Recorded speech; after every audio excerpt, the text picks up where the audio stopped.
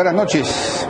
El embajador del Brasil en el Perú, el señor Marcos Raposo López, ha escrito hoy un artículo en El Comercio en el que dice en una parte lo siguiente: cuando ciertas voces opinan sobre siniestras conspiraciones, entre comillas, entre un Estado, sus empresas y sus asociados en el extranjero, se refiere a todo el tema de las empresas brasileras, ¿no?, confundiendo nada extraño maliciosamente a una nación con los actos de algunas compañías privadas, es mi deber recordar que en este caso la mayor víctima de esta red de corrupción es mi propio país, etcétera.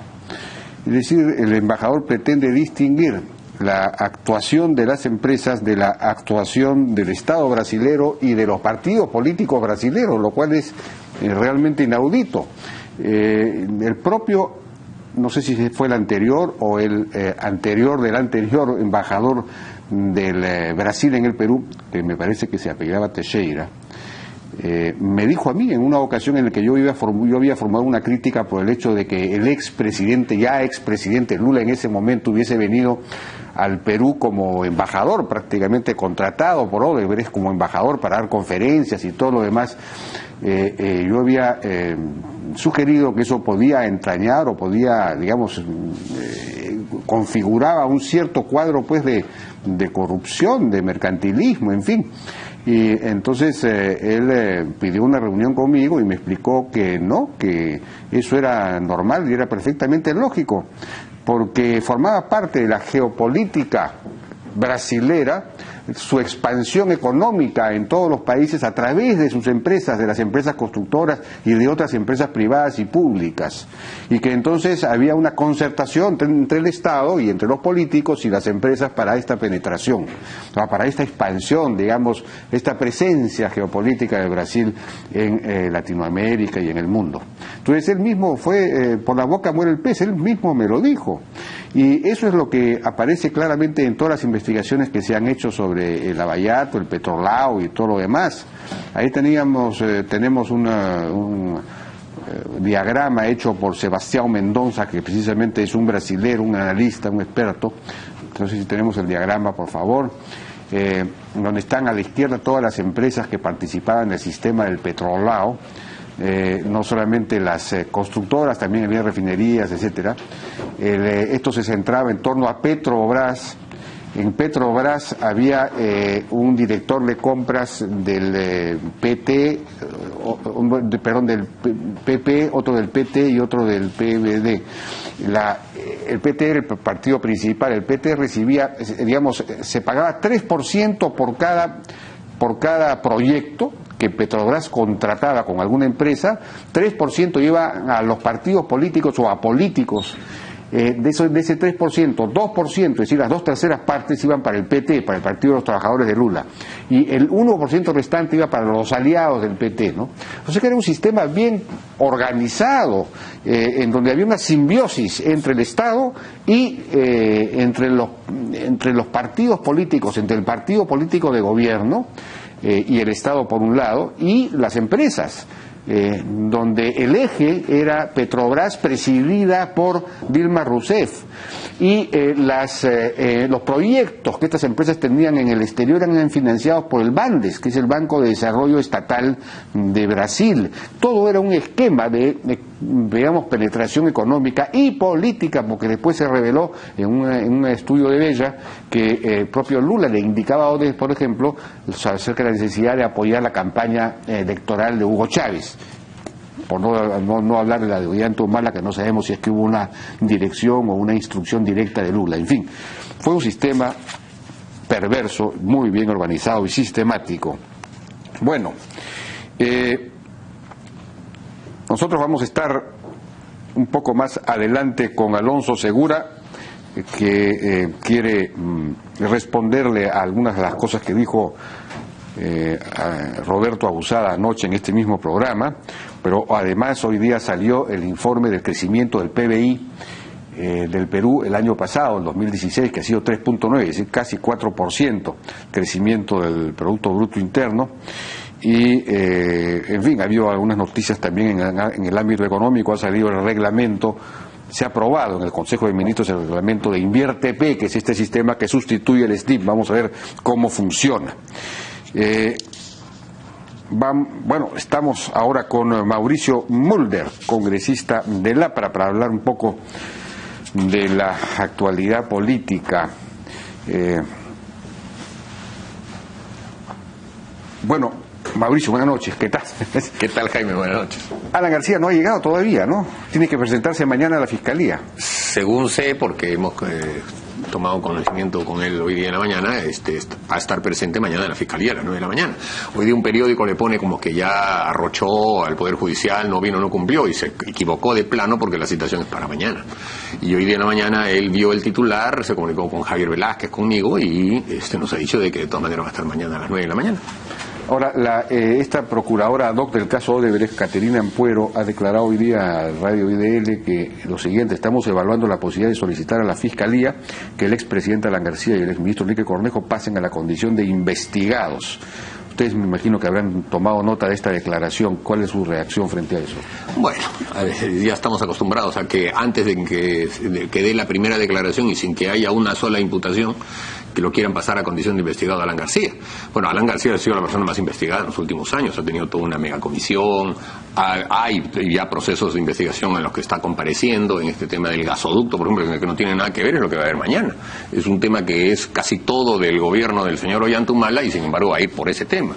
Y si ahí lo quieren incorporar como investigado, bueno, ya le han abierto el secreto bancario, el otro día salió como noticia importantísima, levantarán secreto bancario, se lo levantan a cada rato. Entonces, él está sometido a todo proceso de investigación que se abra y ha señalado que estará presente en cada uno de los casos. ¿Insistes en que pondrías la mano al fuego por él? Bueno, mira, una frase pues así tan literal, ¿no? Yo lo que digo es que, bueno, salvo evidencias, pues no es cierto, o salvo pruebas en contrario, confío en que no va a haber ninguna sola imputación contra Alan García, porque he visto cómo durante su gobierno fue particularmente enfático en señalar permanentemente a los ministros y a sus funcionarios que tengan mucho cuidado en tratar de caer o en caer en temas de corrupción. Al parecer no fue muy escuchado en algunos sectores, sobre todo estos que donde está ese viceministro Cubas, este señor Luyo, etcétera. Pero bueno, esperemos que al final las circunstancias lo lleven a una determinación como esa. Yo creo que en estas cosas no se trata de que uno pueda ocultar algo o uno pueda tapar una cosa. Esto va a venir de Brasil. Lo que diga el señor Barata y que digan los 77 ejecutivos que tiene Odebrecht, más los de OAS, Camargo y Correa, Engevix, etcétera, eso es lo que va a mandar, porque cuando ellos hablen en el proceso de colaboración, van a tener que aportar pruebas, no van a decir, no pueden decir simplemente, bueno, yo le di a fulano, no, le diste a fulano, pero acredita cómo se lo diste, para que puedas beneficiarte, ¿no? Entonces, tarde o temprano todo se sabrá, pues en ese momento veremos. En ese momento veremos. ¿Qué está haciendo él en Madrid? Está viviendo en Madrid.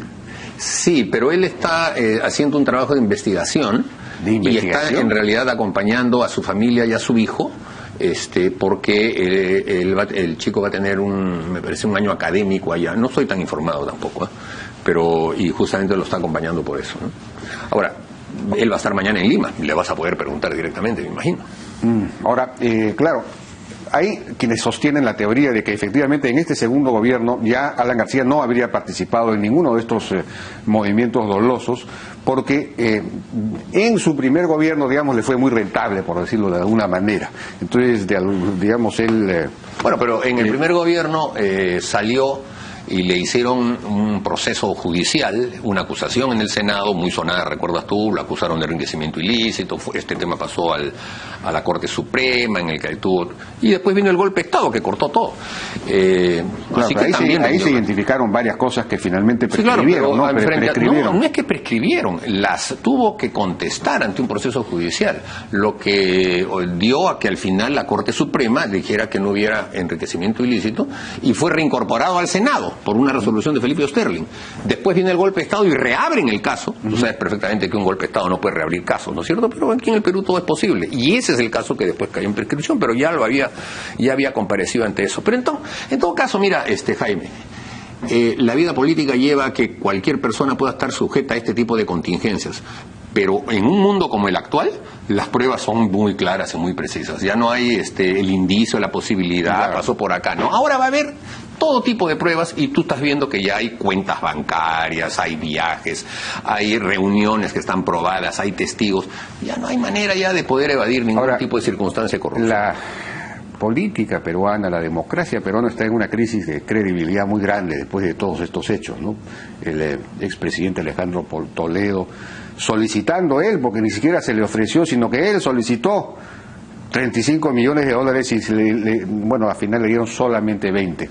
No, es terrible. Sin duda hay un golpe fuerte a la política. Claro, pero caso de Alan García, bueno, Alan García no está todavía comprendido, pero y bueno, están los viceministros papristas, en fin, está bien, parece que se viene ahora el caso de Ollantumala o de Nadine Heredia, en fin, es una cosa terrible. Es terrible, entonces, pero tómalo en cuenta las cosas desde este ángulo. Si no hubiera democracia en el Perú, no se sabría, porque las dictaduras tapan todo.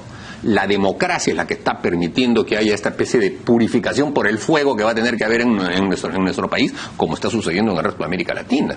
Y a Dios gracias que lo podemos hacer, porque en cualquier otra circunstancia, lo que la historia del Perú ha demostrado es que los gobiernos dictatoriales han robado, pero ha habido impunidad, salvo pues... ¿Quién podría terminar cosechando de esta, bueno, tú le llamas purificación, pero de este abatimiento general de la credibilidad en los políticos? Bueno, pero mira, Jaime, antes de todo esto ya había una situación siempre contra la política, y en nuestro país hay un descreimiento muy grande contra la política, y siempre se han querido presentar los outsiders salvadores. El propio Toledo fue una especie de outsider que se presentó contra el sistema de corrupción de Fujimori y terminó encaramándose allí. El mismo Ollanta Humala era un rupturista que hablaba contra el sistema y que la culpa la tiene el sistema, lo que está diciendo la izquierda ahora, ¿no? Que toda esta corrupción no ocurriría si hubiera un sistema, digamos, centralista, de economía planificada, no liberal. Eso es lo que están diciendo. Entonces, quieren vender el discurso de que hay que tirarse abajo todo el sistema económico porque ese es el que trae corrupción y supuestamente la honradez viene con ellos. Pero es al revés, es, ¿no? Completamente al revés, porque si hubiera justamente un sistema centralizado de economía sería más corrupto todavía, como siempre se ha demostrado. Venezuela, como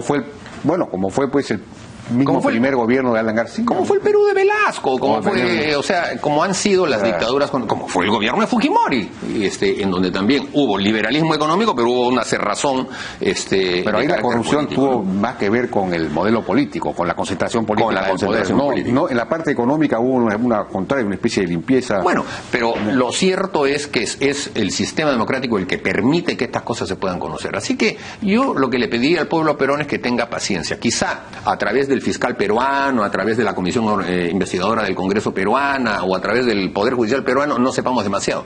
Pero como la ola va a venir de Brasil o de los Estados Unidos, entonces ahí tarde o temprano se sabe. Ahora, ¿tú ves que esta ola famosa puede alcanzar eventualmente o salpicar, como dicen algunos, al propio presidente de la República? Hay quienes están ya hablando de la posibilidad de la vacancia, la Verónica Mendoza, que apoyó tremendamente a Pedro Pablo Kuczynski para llegar al poder frente a Keiko Fujimori. Ha dicho que, bueno, si tiene que caer, que caiga, pues, y ya lo ha lanzado a la víctima. Bueno, es que la izquierda, el Frente Amplio, están en su desesperación de no verse envueltos en este tema, cuando ellos son los más implicados en las gestiones políticas que ha tenido la izquierda en nuestro país. Santos en Cajamarca, Cerrón en Junín, Acurio en el Cusco, Aguirre en Madrid, todos salían con discurso de izquierda, anticentralista, antiinversión, todos iban hacia consulta previa, y bueno, Susana Villarán en Lima, etcétera. Todos han estado implicados con Odebrecht. Hay fotografías de los presidentes regionales con el señor Reinaldo Serra por arriba y por abajo recibiendo plata de Odebrecht, Álvarez mismo. Entonces, la izquierda en realidad tiene mucho rabo de paja en estas cosas, sobre todo la gestión de Susana Villarán, porque estuvo con Odebrecht y con OAS, y la campaña de la revocatoria nunca quedó claro de dónde se financió. Y es evidente que la financiaron los brasileños. ¿Cómo es posible que la señora Villarán hasta el día de hoy no diga lo que se sabe nada más, de dónde salió la plata, los $150.000 que eran para el señor Fabre? Nadie sabe, ¿no es cierto? Porque es plata oculta, pues. Entonces es evidente que tarde o temprano el señor Barata o el señor Piñeiro, el de OAS, dirán, bueno, nosotros le dimos esta cantidad de dinero. Así que tranquilidad nomás, esperemos las cosas cuando vengan de Brasil. De acuerdo.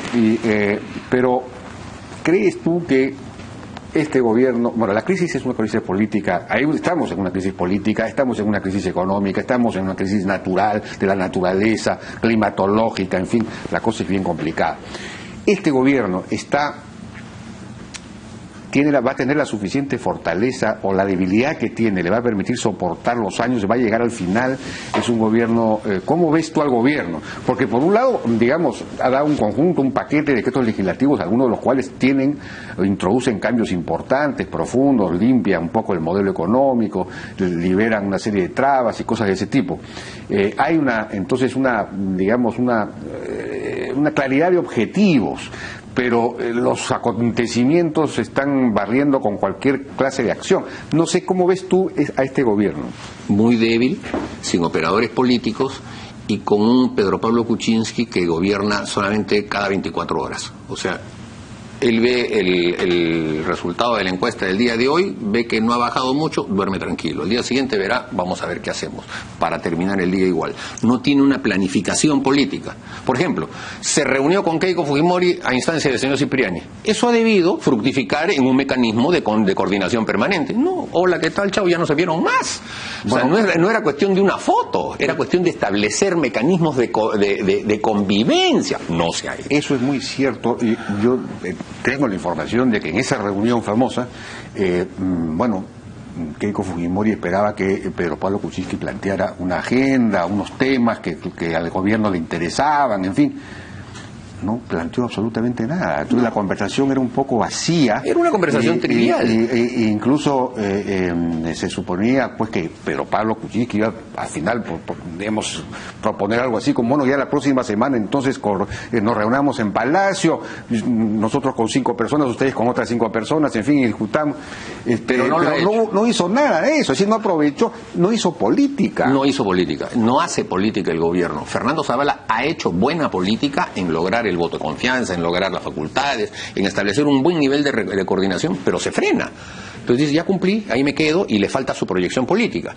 Noto que hay algunos ministros que quieren empezar a aparecer como operadores políticos emitiendo opinión, como Nieto o como otros, como diciendo, ya yo soy el recambio para el premierato. Pero tampoco es, pues, ¿no es cierto? Porque lo que representan figuras como Nieto son figuras como sueltas, que no están engarzadas en una estructura, digamos, cerrada alrededor de Kuczynski. Es decir, Kuczynski lo puede tener como una persona recién invitada a la que recién ha conocido, pero no es una persona de su confianza. Entonces, lo que necesitamos es que el presidente adquiera la confianza de que él debe gobernar y que no piense que la oposición lo quiere vacar. Yo no creo que nadie en la oposición lo va a querer vacar. Obviamente, cuando uno critica al gobierno, lo hace para que se debilite más, lo hace porque evidentemente hay objeciones que hacer y él tiene que convivir con eso. Esa es la política, saber convivir con la crítica. Pero lo que él debe hacer es pedir, sin decirlo explícitamente porque se debilita más, pedir pues que todas las fuerzas políticas lo apuntalen para que pueda llegar al 2021. Ese tiene que ser un objetivo fundamental. Si nosotros proseguimos en un camino en el que nos vamos a empezar a acuchillar entre las fuerzas políticas para ver cuál es la que sufre menos, se va a afectar la economía y entonces ahí sí... Existe en las bancadas, en el Congreso, yo he tratado de sondear un poco, por ejemplo, tengo la impresión de que en Fuerza Popular no existe la consigna de que en algún momento se voceó de pedir la vacancia de Pedro Pablo Kuczynski. No existe, no están en ese ánimo, ni siquiera tampoco la de pedir el cambio de gabinete, la salida de Zavala. Mira, yo te puedo decir que hasta los veo a veces demasiado tímidos. Por ejemplo, en el tema de Chincheros, Vitocho y yo hemos sido los que más hemos tratado de impulsar una interpelación. A pesar de que fue a la comisión permanente, queremos interpelar. Los fujimoristas todavía no firman, no quieren firmar, están debatiendo, evaluando, no saben qué hacer, no lo consideran importante. Entonces, en el fondo, se quieren convertir, en algunos casos, en una especie de fuerza de centro, ¿no? Dejando a otros grupos de oposición más hacia un lado o el otro. Lo cual debería ser aprovechado por el gobierno. Exactamente. Pero yo no veo que el gobierno aproveche, y más bien dentro de su propia bancada tiene gente que piden vacancias y ese tipo de cosas. ¿El presidente se reúne con su bancada? Yo no creo, no parece, ¿no? Debería reunirse cotidianamente con ellos. Sí, yo me acuerdo con todos los presidentes. Yo me acuerdo que Belaúnde se reunía, no sé si una vez por semana, me parece, con toda la bancada de Acción Popular. Me imagino que Alan García también lo hacía. Era una cosa rigurosa, ¿no? Pero no, aquí no hay reuniones del presidente. Me imagino que le aburrirán mucho las reuniones de políticos. Va a tener que hacerlas de todas maneras. Porque seguramente le pedirán cosas también de sus pueblos, porque siempre aprovechan en eso los parlamentarios. Pero así es la vida. Lo que tiene que hacer es mantener la unidad de esa bancada, establecer quiénes son los que van a hacer el trabajo político, y el trabajo político implica Claro, criticar, responder, etcétera, pero también establecer un buen nivel de coordinación con las demás fuerzas políticas. Porque frente a una situación como la que estamos, una crisis, la economía no está mejorando, se supone que debe empezar a mejorar, pero no está mejorando, pero además ha sido atacada Odebrecht, ha sido atacada por los huaicos y todo lo demás. Es un milagro que no descienda, en realidad, o sea, el país está aguantando. Y esperemos que este año también aguante, porque la crisis política va a ser dura. Este es el peor año de la crisis política. Creo que porque van a soltar todo, a partir recién del año 2018, esa crisis política podrá ser amenguada, podrá ser controlada un poco mejor. Pero habría, digamos, un shock de impacto político, si es que hubiese alguna clase de acuerdo político. Lo que pasa es que ya es imposible hablar de un acuerdo político a esas alturas. Me imagino que conforme va deteriorándose la popularidad del gobierno, una fuerza popular no va a estar cada vez menos interesada en sentarse y firmar. Ya perdió su oportunidad Kuczynski cuando no aprovechó el momento de la reunión con Keiko Fujimori. Sí, perdió una gran oportunidad, pero creo que todavía puede revertir. ¿Todavía? Sí, porque lo normal en el Perú es que un presidente gobierne entre 20 y 30%, él todavía está en 35%. Entonces, es el momento, todavía puede tener la oportunidad de establecer un mecanismo de entendimiento, de cohabitación, como se llama en otros países. No de convivencia, porque después empiezan a decir que se contaminan unos a otros y se han peleado demasiado, pero en política, si tú no sabes superar las palabras duras que te dijiste con el otro, en aras de mantener un esquema de unidad por un fin común, entonces no estás para la política. Debe ser un esfuerzo que le deben explicar a Pedro Pablo Kuczynski, que no lo va a demeritar. Y creo que en eso no debe dejarse llevar ni arrastrar tanto por los sectores de la izquierda, que lo que quieren es empujarlo permanentemente en una confrontación contra el fujimorismo, para después ellos servir en su antifujimorismo como que son los artilleros del gobierno, ¿no es cierto? Ese es el papel que quiere jugar la izquierda. Nosotros vamos a defenderte frente al fujimorismo, pero eso sí, pues, o sea, tiene que haber bronca para que nosotros están atizando las contradicciones. Exactamente, agudizando las contradicciones para generar la revolución, porque en el momento en el que se entiendan estas dos fuerzas, la del gobierno y la principal de la oposición, ¿cuál es el papel de la izquierda? Entonces petardear a los dos y se queda fuera. Ponerse de acuerdo en qué reformas, en qué leyes tenemos que sacar, en qué proyectos. Hay proyectos mineros que, digamos, ¿cómo es posible que un país que en la situación en la que está teniendo tantos recursos mineros no los puede explotar? Eso es una cosa. Entonces eso se requiere pues un acuerdo político, algo, ver qué cosa podemos hacer para resolver eso. En fin, la informalidad, los temas laborales, hay una serie de temas. Bueno, con este ambiente en el que, por ejemplo, la IRSA Norte y la IRSA Sur eran temas en los que hasta moría gente en las calles reclamando que se hicieran en el año 2005, 2006, y que 5 años después o 10 años después, ¡ah, la corrupción! Nadie quiere saber de ese tema, qué mal se hizo. Ahora mucha gente está pensando, ¿para qué vamos a hacer las cosas si dentro de 5 años nos van a meter presos? Así que es un ambiente bastante más complicado que antes, y para eso se necesita un presidente que tenga la valentía y la capacidad de poder poner las cosas en su lugar y promoverlas para generar la confianza de que los inversionistas se metan en un tema, por ejemplo, como el de las Bambas, que ya se está anunciando que se va a paralizar. Sí, pues. Entonces, si se paralizan por el proyecto como las Bambas, entonces ya, pues, ¿de dónde va a salir la economía? Parece que está avanzando el acuerdo, por lo menos con la provincia de Cotabambas, no sé, en fin, pero de todos modos la cosa está ahí siempre candente, ¿no? El asunto es que aparentemente Pedro Pablo Kuczynski no tiene el gen político, digamos, la capacidad de conversar, de reunirse, aunque sea informalmente en la casa. Oye, vamos, ¿por qué no resolvemos este problema? ¿Qué ideas hay? ¿En qué nos podemos poner de acuerdo? Pero Zavala podría hacerlo, pero tampoco lo está haciendo. Es decir, no se reúne ya con la gente. Por eso, o sea, Zavala a mí me ha parecido, como el viejo dicho limeño que dice, partida de caballo, parada de borrico. Porque partió bien, ha tenido una posibilidad de voto de confianza y de facultades, todo lo que se pensaba no darles al comienzo se les ha dado y han tenido esa oportunidad. Sin embargo, tú no lo ves como el vocero político del gobierno. Porque en estas cosas pues se necesita por lo menos decir una frase cada 2 días, claro, sobre todo en una coyuntura tan complicada como esta, pero él obtiene un resultado y después 2 semanas, 3 semanas en que no se sabe si está. Pues, si ha renunciado, se ha viajado, no sabemos nada. Sale el señor Vizcarra, que ya está envuelto demasiado en el tema de Chincheros, van a haber problemas ahí. Sale el señor Nieto hablando de temas que pretenden ser políticos, pero que no son representativos de la tónica con la que está trabajando este gobierno, y entonces cada uno, da la impresión de que cada uno está tratando simplemente de salir en televisión, y los congresistas igual. ¿Quién es el congresista ahí que marca la línea? ¿Quién es el vocero que dice estas son las cosas que se tienen que hacer? Hay como 10 voceros. ¿Quién se opone, por ejemplo, en el Congreso de la bancada del gobernista a las declaraciones de Vitocho o de Mauricio Mulder sobre el asunto de Chinchero, por ejemplo? ¿Quién defiende la posición del gobierno? Tímidamente Juan Chepú, de vez en cuando, tímidamente también. El otro día lo vimos con un entusiasmo renovado defendiendo los logros del gobierno de Alejandro Toledo. Ese mismo ímpetu debería tener para defender a Pedro Pablo Kuczynski, el buen Juan. Sí, hay unos que otros hacen el intento, pero no hay un buen debate en el que participen representantes del oficialismo con una voz cantante que sea sólida y firme. Esa es la verdad. Bueno, y para terminar, porque ya no tenemos mucho tiempo, la agrupación que está en crisis también absoluta es el APRA. Bueno, se ha convocado Congreso Partidario para el día 7. Lo extraño es que todavía no se convoca la fecha en la que se va a elegir al secretario general, porque una de las cosas en las que hemos quedado es que el secretario general y el presidente de la Comisión Política se elija por voto universal de los militantes. Y lo que se está haciendo es convocar un Congreso y no se está poniendo fecha para la elección. Entonces el Congreso lo va a elegir al secretario general y vamos a estar en la misma de siempre. Y esperemos que de una vez se tome la decisión por parte de la actual dirigencia del partido, ¿no? Ahora sí, para terminar, el Congreso como tal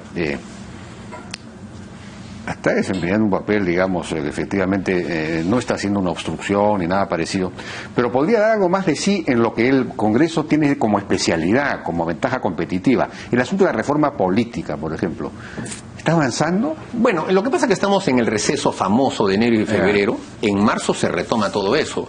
Y sí, la reforma política ya tiene un dictamen interesante que ha elaborado Patricia Donaire, y va a tener en la primera y la segunda semana de marzo que dar sustento a eso, y ahí vamos a entrar en todo el debate de lo que es la reforma política, que incluye partidos, que incluye los organismos estatales que tienen que ver con las elecciones. Va a ser un tema bastante interesante porque no creo que haya consensos. En algunas cosas sí, pero en otras cosas va a haber bastante debate: el voto voluntario, el tema del financiamiento público de los partidos, el tema del Senado, que son impopulares, pero que tienen que acometer de todas maneras los políticos para poder tratar de que la reforma política sea más representativa del país, porque lo que hay ahora es una lejanía de la clase política con respecto a la ciudadanía, y hay que acercarla más, eso es evidente, ¿no? Bien, Mauricio Mulder, muchísimas gracias. Gracias por tu participación en La Hora M. Vamos a una pausa, regresamos ahora con Alonso Segura, ex ministro de Economía, que quiere responder a algunas de las cosas que dijo ayer Roberto Busar.